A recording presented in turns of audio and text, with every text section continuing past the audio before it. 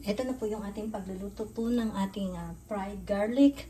Ayan, para po malaman natin kung okay na po yung ating mantika, kung mainit na siya. So, maglagay po tayo ng konti.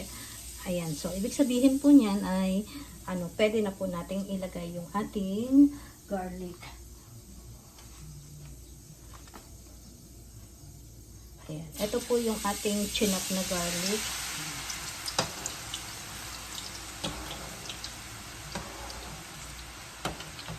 Medyo dandahan lang po tayo kasi baka po umawas yung ating mantika.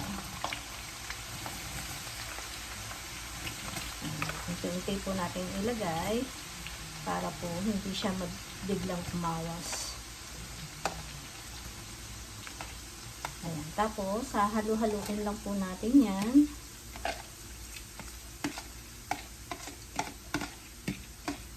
Kailangan kasi mainit yung mantika bago natin ilagay.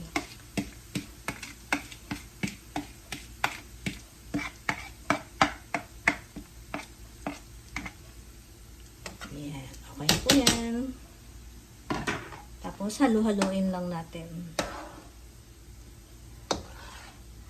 Ayan. Hanggang sa maging crispy yung ating bawang. Pag po naging na siya, golden brown. Ayan, hayaan lang natin po yan ng ganyan. Tapos, maya balikan na lang natin kapag kumukulo na uli yung ating mantika. Ayan. So, ayan mga kaibigan, at kumukulo na po yung ating mantika.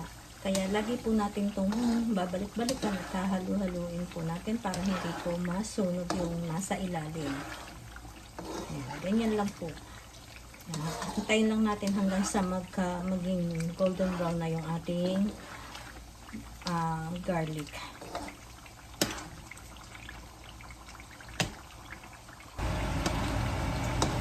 Ayan, halo-halo lang po tayo. Ayan, medyo nag-ano po tayo ng exhaust kasi ay mainit po at saka syempre nangangamot po dito sa loob ng bahay. Kaya kailangan po natin mag-exhaust.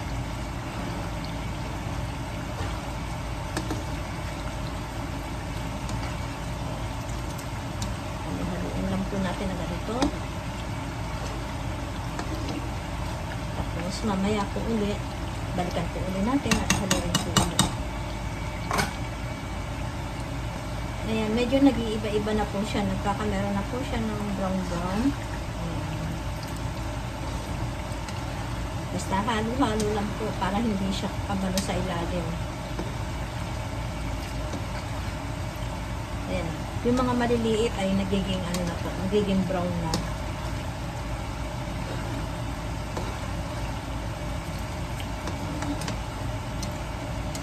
Basta alaga lang po natin sa ng halo.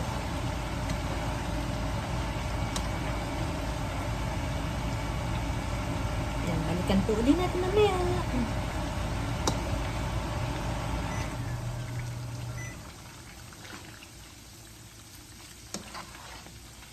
Ayan, medyo malapit-lapit na po ito.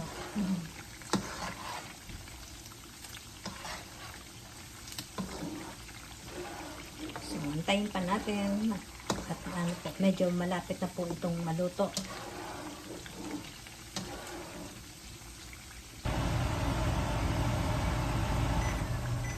Ayan, pag ganito pong nagba-brown na siya, ayan, kailangan po ay ayan, talagang titingnan po natin kasi ay para po maiwasan natin na masunog yung ating bawang. Ayan, nagba-brown na kasi siya.